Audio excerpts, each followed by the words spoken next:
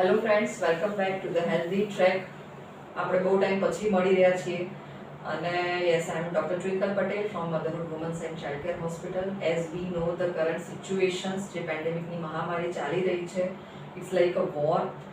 અને કરંટ પેન્ડેમિકની જે સિચ્યુએશન્સ છે અને nowadays kids are get infections, covid infections more and more. So આજે આપણે એની ઉપર ચર્ચા કરવાના છે કે બાળકોમાં કોરોના ઇન્ફેક્શન્સ થાય તો એની સાથે કેવી રીતે સર્ટેન ડીલ કરવાની, કે how to behave with the kids. So આજનો આપણો ટોપિક છે કે children health in particularly covid pandemic, children health in pandemic.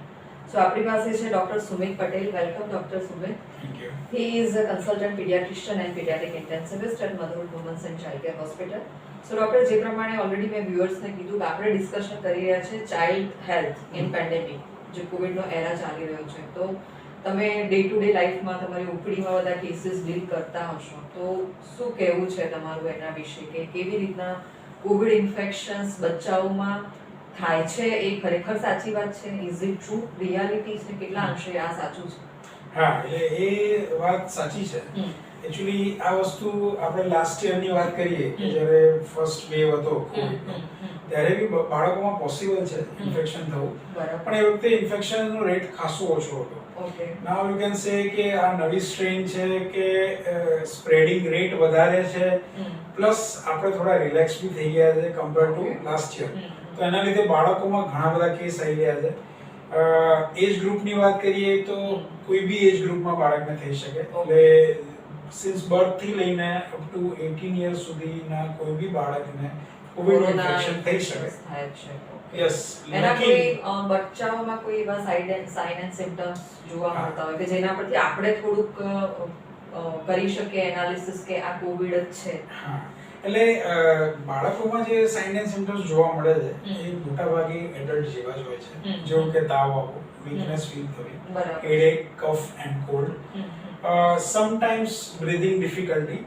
But મોટા ભાગે બાળકોમાં આ બધા સિમ્પટમ્સ માઇલ્ડ લેવલના હોય છે. એટલે એડલ્ટમાં જેટલું સિવિયરિટી છે એટલું હજી પણ બાળકોમાં નથી. પણ સિમ્પટમ્સ તો સેમ જ છે, જેવા જ. એ સિવાય આપણે અમુક રેર સિમ્પટમ્સની કે અમુક અનયુઝ્યુઅલ સિમ્પટમ્સની વાત કરીએ તો એ સિવાય વોમિટિંગ, લૂઝ મોશન, પેટમાં દુખવું એ બી થઈ શકે. રેરેસ્ટ પોસિબલમાં બાળકોના જે હાથના જે નખ અને લિપ્સ પર બી રેડ ઓર પર્પલ ડોટ્સ, એટલે કે આપણે રેશિસ કહેતા હોઈએ, એવું બી જોવા મળે છે. રીઝન એક્ઝેક્ટલી નથી નોન, બટ આવા સિમ્પટમ્સ બી મળે છે.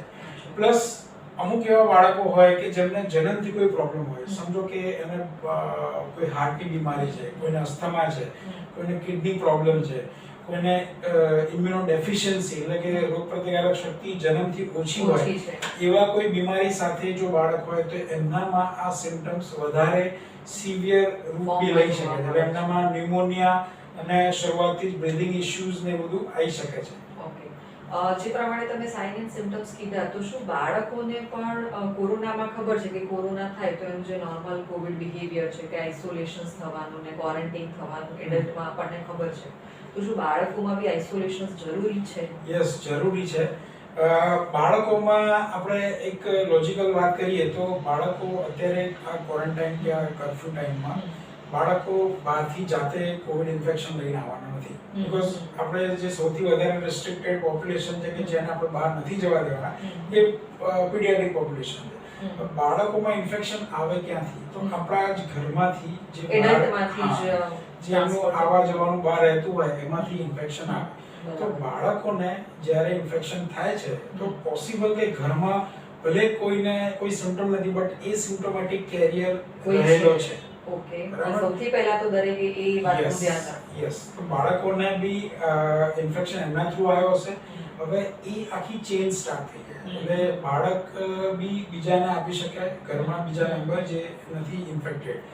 ખાસ ધ્યાન એટલા માટે રાખવાનું હોય છે આઇસોલેશનનું કે જો તમે આઇસોલેટ ના કરો તો એ બાળક એ ઇન્ફેક્શન આપણા ઘરમાં જો કોઈ ઘરડું હોય કે જેમને ડાયાબિટીસ, હાઇપરટેન્શન જેવી તકલીફો હોય, કિડની લીવર પ્રોબ્લેમ જેવી કોઈ કમ્પ્લેન હોય તો એમને આપી શકે અને એમનામાં એ વધારે સિવિયર રૂપ લઈ શકે બીમારી.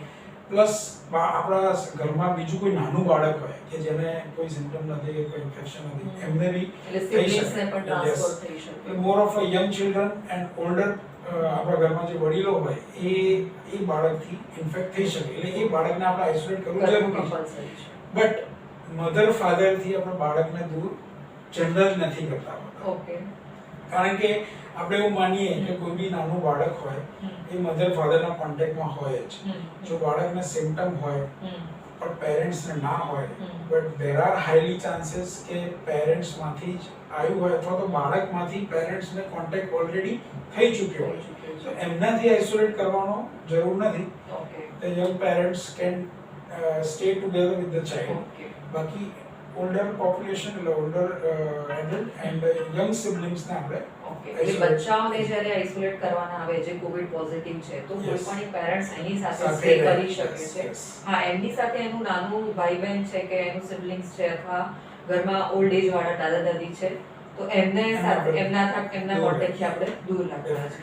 આઇસોલેશનનો પીરિયડ કેટલો હોઈ શકે ડોક્ટર? આઈડિયલી આપણે 14 ડેઝ આઇસોલેશન ગણીએ છીએ, પણ જો આપણે સ્ટેટિસ્ટિકલી જોઈએ તો after 7 days the infection rate ઓછો થઈ જાય છે, સ્પ્રેડિંગ નો ઓછું થઈ જાય છે. બટ સ્ટીલ આપણે એવું માનીએ કે દરેક કેસીસમાં ધ સેકન્ડ રિપોર્ટ જે કરીએ છીએ એમાં નેગેટિવ આવવું જરૂરી નથી, એટલે આઈડિયલી 14 ડેઝ આપણે આઇસોલેટ રહીને પછી જ આપણે આગળ બહાર આવવું જોઈએ. બરાબર છે.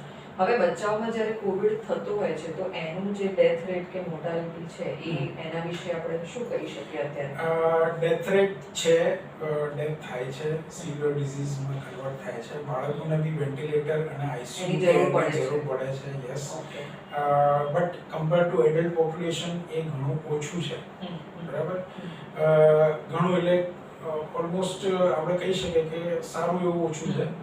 એટલું બધું વરી કરવાની જરૂર નથી. પ્લસ આવી સિચ્યુએશનમાં જો બાળકને કોઈ સિમ્પટમ્સ આવે તો આપણે થોડાક એગ્રેસિવ રહીએ તો આપણે એ વસ્તુ સુધી ના પહોંચે, એટલે એટલા હાથ સુધી ના જઈએ અને ટાળી શકીએ. અર્લી ટ્રીટમેન્ટ, અર્લી રેકગ્નિશન અને સપોર્ટિવ જે કેર છે જો એ પહેલેથી ટાઈમસર મળી જાય તો બાળકને આપણે કોઈ કોમ્પ્લિકેશન સુધી કે આઈસીયુ એડમિશન વધારે સિવિયર ડિઝીઝમાં જતા સુધી રોકી શકીએ. ખાસ એવા બાળકને ધ્યાન રાખવું જે મેં પહેલા બી વાત કરી કે કોઈને જન્મજાત કોઈ હાર્ટ ડિઝીઝ હોય, કોઈ બ્લડ ડિસઓર્ડર હોય, કોઈ ઓર્ગન ડેમેજ હોય, લો બર્થ વેઇટ હોય, કોઈને ઇમ્યુનોડેફિશિયન્સી હોય, કોઈ બાળક કોઈ બી અસ્થમા કે વોટેવર બીમારીને લીધે સ્ટીરોઇડ્સ પર હોય, તો એવા બાળકોને આપણે ખાસ ધ્યાન રાખવું. એમનામાં સિવિયર ડિઝીઝ થવું અને એમનામાં મોર્ટાલિટીનો રેટ વધારે છે compare to healthy normal children. Okay. અને સપોઝ બાળકોના કોઈ કોવિડ ઇન્વેસ્ટિગેશન્સ કરવાના હોય તો પર્ટિક્યુલરલી ચિલ્ડ્રન માટે કયા પ્રકારના ઇન્વેસ્ટિગેશન્સ કે મેડિકેશન્સ ગાઈડ કરવામાં આવતા હોય છે? મોટાભાગે તો હું પહેલા એ કહીશ કે જો બાળકને માઇલ્ડ સિમ્પટમ્સ હોય અને ઘરમાં કોઈ કોન્ટેક્ટ ઓલરેડી પ્રેઝન્ટ હોય, બરાબર, વી નો કે કોઈને કોવિડ ઇન્ફેક્શન છે તો બાળકને એઝ બહાર લઈ જઈને ટેસ્ટ કરવાની કોઈ જરૂર નથી. Okay. You handle the child as if he or she is a covid positive child. Okay. તો તમારે એ રીતે જ એને ટ્રીટ કરવા. Isolation with supportive treatment with any symptomatic treatment. હા, જો બાળકને સિમ્પટમ્સ વધારે હોય તો આપણે એક પર્ટિક્યુલર બ્લડ ઇન્વેસ્ટિગેશનમાં જઈ શકીએ. પ્લસ ઘણીવાર ન્યુમોનિયા કે એમને ઓક્સિજન વેન્ટિલેટરની જરૂર હોય તો આપણે એડલ્ટની જેમ સીટી સ્કેનને એમાં બી ચેક કરી શકીએ. પણ જનરલી મોટાભાગે અમે જેટલા કેસીસ સાથે એન્કાઉન્ટર થયા છે તો મોટાભાગે એવી જરૂર પડતી નથી. એટલે more of supportive treatment, symptomatic treatment without more of blood ઇન્વેસ્ટિગેશનથી હેન્ડલ થઈ જાય છે કેસ.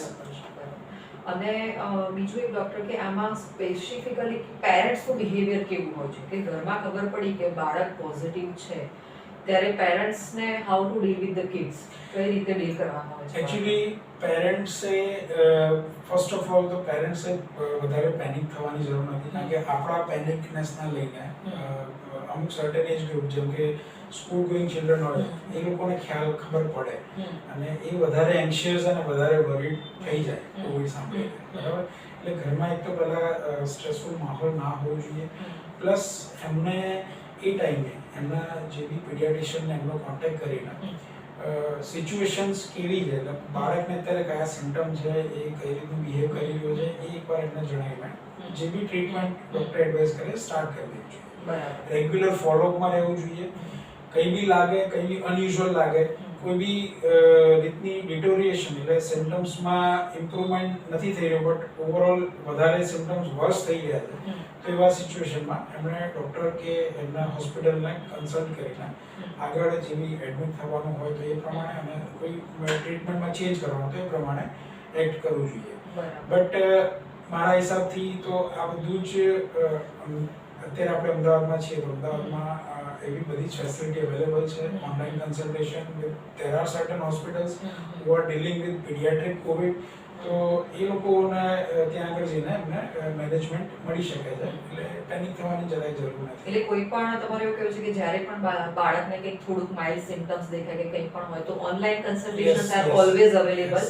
એટલે ફિઝિકલી જઈને એક્સપોઝર થવું બીજા બધા સબસ્ટન્સથી, સો બેટર ટુ ફર્સ્ટ ડોક્ટરને કોન્ટેક્ટ કરવો. કારણ કે અત્યારે આપણે એડલ્ટની કમ્પેરિઝનમાં paediatric hospitals and paediatric face to face જે કન્સલ્ટેશન કરીએ છીએ, ફિઝિકલ કન્સલ્ટેશન, એવી ફેસિલિટી એડલ્ટની કમ્પેરિઝનમાં ઓછી છે. બરાબર. તો better to do a online consultation first.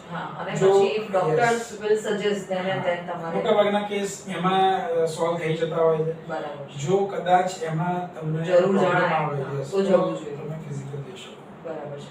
અને ડોક્ટર, સૌથી મહત્વની વાત કે અત્યારે વેક્સિનેશન ડ્રાઈવ ચાલી રહી છે ઓલ ઓવર ઇન્ડિયા થ્રુ, અને કંઈક નવી વેક્સિન પણ ઇન્ટ્રોડ્યુસ થઈ રહી છે, રાઈટ? તો વેક્સિનેશન્સ એડલ્ટ માટે તો અવેલેબલ છે, ઓલ્ડ એજ માટે પણ અવેલેબલ છે, તો બચ્ચાઓનું શું? બચ્ચાઓ માટે વેક્સિનેશન્સ અવેલેબલ છે અને નથી તો એ ક્યાં સુધી અવેલેબલ થશે અને લેવી જોઈએ કે ન લેવી જોઈએ? અત્યારે બાળકો માટે વેક્સિનેશન અવેલેબલ નથી ઇન્ડિયામાં. એના એટલે 18 યરથી બિલો 18 યર વાળા એજ ગ્રુપ માટે વેક્સિનેશન નથી. હાલ એના ટ્રાયલ્સ ચાલી રહ્યા છે, ટૂંક સમયમાં અવેલેબલ થશે, પણ આ વર્ષ મારા હિસાબે એ પોસિબલ નહીં થાય. બટ જો આપણે બધા જ વેક્સિનેટેડ થઈ જઈશું, આપણે બધા જ ધ્યાન રાખીશું તો બાળકોને કોઈ પ્રોબ્લેમ નહીં આવે. તો થોડુંક આપણે એ પ્રમાણે પોઝિટિવ લઈને ચાલીએ અને વેક્સિનેશન કરતા ઓવરઓલ આપણે પ્રોટેક્ટેડ રહીએ તો આપણે થોડું કોવિડ બિહેવિયર અને કોવિડ એપ્રોપ્રિએટ જે બિહેવિયર્સ છે, ગાઈડલાઇન્સ, એ એડલ્ટોએ ફોલો કરવાની, મોટાઓએ ફોલો કરવાની જરૂર છે, તો આપણે કદાચ આપણા બચ્ચાઓને પ્રિવેન્ટ કરી શકીએ, રાઈટ? હવે એક એવી વાત ખાસ અગત્યની કે અત્યારે જેમ આપણે જાણો છો અને તમારા જે પીડિયાટ્રિક કેસીસ આવતા હશે, એટલે બચ્ચાઓનું જે મેજોરિટી મનોરંજન કે એન્ટરટેન તે એમના ફ્રેન્ડ્સને મળવાનું, જે ગેધરિંગ પણ બંધ છે, સ્કૂલ્સ બંધ છે, કોલેજીસ બંધ છે, એટલે અપ ટુ 18 યર સુધી કે 12 યર સુધીના જે પણ છોકરાઓ સ્કૂલ ગોઈંગ એજના છે, તો એ કોવિડ સિવાય અગર જો એ ફિઝિકલી હેલ્ધી છે તો બીજા એમના કોઈ એવા મેન્ટલ ડિસ્ટર્બન્સ કે મેન્ટલ હેલ્થને લઈને જે ઇશ્યુઝ થતા હોય છે અથવા આવા આવે છે તો કેટલા પ્રમાણમાં આવે છે, અને આવા ઇશ્યુઝને ડીલ કરવા માટે તમારી પેરેન્ટ્સને શું ટિપ્સ કે એડવાઇસ છે? હા, હવે હું સાચું તો એવા ઘણા પેશન્ટ આવે છે કે બેઝિકલી આ સિચ્યુએશનમાં જે બાળકો થોડા સ્કૂલ ગોઈંગ છે, અબો 5 યર, તો એમને ખ્યાલ આવે છે કે શું ચાલી રહ્યું છે. બરાબર. એ બી વરીડ, એન્શિયસ થાય છે, સ્ટ્રેસ થાય છે, એના લીધે એનું બિહેવિયર ચેન્જ થાય છે, ઇરિટેબલ થઈ જાય છે. ઘરમાં ને ઘરમાં રહેવાનું, એ ખાસા ટાઈમથી પ્લેગ્રાઉન્ડ, ફ્રેન્ડ્સ, રિલેટિવ્સ બધાથી દૂર છે, સ્કૂલથી દૂર છે, તો એ લોકો આ બધું મિસ કરી રહ્યા છે અને એના લીધે એમના બિહેવિયરમાં ઘણું ચેન્જ થઈ ગયું છે. આવા ટાઈમે આપણે as a parents, as a family member, as a caretaker એમને સપોર્ટ કરવાની જરૂર છે. તમે શું કરી શકો? તો તમે સૌથી પહેલાં કે તમારું જો બાળક સમજતું હોય તો તમે એમને COVID-19 શું સિચ્યુએશન છે, અત્યારે શું ચાલી રહ્યું છે એના વિશે સમજાવો. સોશિયલ ડિસ્ટન્સિંગ જે આપણે અત્યારે ઘરે રહીને કરી રહ્યા છીએ કે ઘરમાં જ રહેવું, બહાર નહીં જવું, એનું ઇમ્પોર્ટન્સ શું છે એ એમને શાંતિથી સમજાવો. બરાબર. રાઈટ? એમની સાથે તમે જેટલો બની શકે એટલો ટાઈમ સ્પેન્ડ કરો, quality time spend, do some activities together, right? એ સિવાય તમે એમના માટે માસ્ક બનાવો, માસ્ક અથવા તો બાય કરો જે એમને કમ્ફર્ટેબલ હોય, અને એ માસ્ક પહેરવાનું શું ઇમ્પોર્ટન્સ છે, કેમ પહેરવું જોઈએ એના વિશે એમને જાણકારી આપો. જ્યારે જ્યારે ટાઈમ મળે ત્યારે ત્યારે એમના ફ્રેન્ડ્સ સાથે, રિલેટિવ્સ સાથે કમ્યુનિકેટ કરો, મેબી થ્રુ વિડીયો કોલ ઓર ઓડિયો કોલ, તો એમને થોડુંક બેટર ફીલ થશે. એમને સમજાવો કે અત્યારે આ જે કોવિડ સિચ્યુએશન ચાલી રહી છે એના લીધે વોટેવર જે થઈ રહ્યું છે એ વસ્તુ નો અંત આવશે. બરાબર, તમે જે કરી રહ્યા છો social distancing, varying a mask, doing hand hygiene, એ બધાથી તમે તમારી જાતને જ નહીં પણ તમે કમ્યુનિટીને પણ હેલ્પ કરી રહ્યા છો. જ્યારે બાળકને તમે આ રીતે પોઝિટિવ વેમાં સમજાવશો તો એ જરૂર એક્સેપ્ટ કરશે, રાઈટ? તો અત્યારે એક પોઝિટિવ અપ્રોચ રાખવું બહુ જરૂરી છે. અને ઘરમાં પણ એક પોઝિટિવ અને હેલ્ધી એટમોસ્ફિયર, કેમ કે જે ન્યૂઝ આવે છે અને એ બધું જોતા પણ બચ્ચાઓ પેનિક થતા હોય છે. ભલે આપણે કદાચ એમને ન કહીએ પણ એ સિચ્યુએશન્સથી તમે જેમ કીધું એ સમજણા બાળકો they are very much aware about what is going on currently. એટલે એમને મેઇન વસ્તુ શું છે કે એમને અત્યારે જે બી ન્યૂઝ જે બી ઇન્ટરનેટ પર જે ચાલી રહ્યું છે ન્યૂઝ ચેનલ્સ એ બધાથી દૂર રાખવા જોઈએ. એમને આ બહારના ન્યૂઝ જે આપણા મીડિયાને બધું એક્સપોઝ થઈ રહ્યું આપણને કરે છે એ બધાની એમને મેન્ટલ ઇમ્પેક્ટ, સાયકોલોજીકલ ઇમ્પેક્ટ એમને કઈ બી વસ્તુ જાણવું હોય સમજવું હોય તમારા થ્રુ સમજાવો અને ઇન અ પોઝિટિવ વે. બરાબર, એમને healthy diet, healthy hygiene practice, એનું ઇમ્પોર્ટન્સ એનું સમજાવો. એ વસ્તુ એને અત્યારે બી તો આગળ બી ઘણું કામ લાગશે. અને બીજું એક લાસ્ટ બટ મોસ્ટ ઇમ્પોર્ટન્ટ કે સપોઝ કોવિડ પછી જે બચ્ચાઓ રિકવર થઈ રહ્યા છે, સો પોસ્ટ કોવિડ કેર માં શું ધ્યાન રાખવું પેરેન્ટ્સે? પોસ્ટ કોવિડ કેરમાં ખાસ મેજર કંઈ નથી હોતું. મોર ઓફ તમારે એક healthy nutrition, proper hydration and proper physical and mental rest આ ખૂબ જરૂરી છે. એટલે તમે તમારા બાળકને હેલ્ધી ન્યુટ્રિશન આપો, પ્રોપર હાઇડ્રેશન એન્શ્યોર કરો, એમને તમે પ્રોપર રેસ્ટ અપાવો અને ફિઝિકલી બી અને મેન્ટલી બી. તો આ વસ્તુનું બસ ફોલો કરવાની હોય post. Okay, and yes, last your tips or message to the viewers. Yes, ખાસ ટીપ હું બ્રેસ્ટ ફીડિંગ મધરને આપવા માંગીશ. જે મધર બ્રેસ્ટ ફીડિંગ છે અને માઇલ્ડ સિમ્પટમ સાથે કોવિડ પોઝિટિવ આવે છે એમને બાળકને બ્રેસ્ટ ફીડ બંધ, જો they are breastfeeding, they are lactating, તો એમને બંધ કરવાની કોઈ જરૂર નથી. They can continue breastfeeding with wearing a mask with proper hand hygiene. Make sure કે જેટલું બની શકે એટલું તમે બાળકને એટલું કોન્ટેક્ટમાં ના આવો સિવાય કે ફીડિંગ વખતે, અને એ વખતે બી તમારે માસ્ક અને હેન્ડ હાઇજીન રાખવું. આ સિચ્યુએશનમાં બાળકોને માઇલ્ડ સિમ્પટમ્સ રહે છે, કોવિડ પોઝિટિવ આવે છે, બટ એ સિવિયરમાં કન્વર્ટ ના થાય. પ્રોપર ગાઈડન્સ સાથે, પ્રોપર કન્સલ્ટેશન સાથે તમે આ વસ્તુને હેન્ડલ કરી શકો છો ઘરે રહીને બી. તો જરાય પેનિક થવાની જરૂર નથી. ઇન એની કેસ જો તમને વધારે લાગે કે બાળક વધારે સિક થઈ રહ્યું છે અને સિચ્યુએશન તમારા હાથમાં નથી, પેનિકનેસ વધી રહ્યું છે, તો દેર આર સમ હોસ્પિટલ્સ જ્યાં તમે જઈને એડમિટ થઈ શકો, જે આપણે નીચે લિંકમાં જણાવી દઈશું. તો એ જસ્ટ તમે એનું ખ્યાલ રાખો. પ્લસ ઘરમાં તમારે પોતાનું ધ્યાન રાખવું ખૂબ જ જરૂરી છે, કારણ કે કોઈ બી ઇન્ફેક્શન, કોવિડ ઇન્ફેક્શન તમારા થ્રુ જ તમારા બાળકને લાગશે. તો તમારું ધ્યાન જેટલું તમે રાખશો તો તમારા બાળકને એ ઇન્ફેક્શન નહીં મળે, રાઈટ? હા, અને આ સમયમાં જે બી આપણે ગવર્મેન્ટ ફોલો કરાયેલી છે, એ ભલે નાઇટ કર્ફ્યુ હોય, એ ભલે માસ્ક પહેરવાનું હોય, હેન્ડ હાઇજીન હોય, સોશિયલ ડિસ્ટન્સિંગ હોય, એ બધી જ વસ્તુઓનું ચુસ્તપણે પાલન કરે. સિચ્યુએશન ખરાબ થઈ રહી છે. હું આ ખાલી સ્ટ્રેસફુલ કે પેનિક થવા માટે નથી કહી રહ્યો, બટ હું એક પેરેન્ટને એટલું ગાઈડ કરું કે રિયાલિટી ખૂબ જ ખરાબ છે.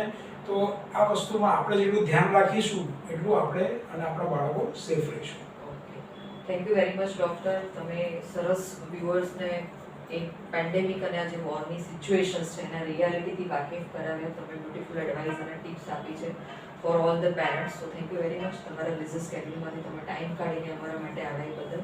And thank you very much viewers. જે પ્રમાણે ડૉક્ટર સાહેબે આપણને કીધું કે સિચ્યુએશન્સ ખરેખર ગંભીર છે, પણ તમારે પેનિક થવાની જરૂર નથી. ખાસ કરીને જ્યારે ચાઇલ્ડ પર આવે ત્યારે ઓબ્વિયસલી એઝ અ પેરેન્ટ્સ આપણે વધારે પડતા એક કહેવાય ને કે વધારે પેનિક થઈ જતા હોઈએ છીએ. But let's join hands together. અને આ એક ફાઇટ છે, ધીસ ઇઝ અ વોરને આપણે સાથે મળીને જીતવાની છે. So there is a solution. So let's accept the COVID appropriate behavior.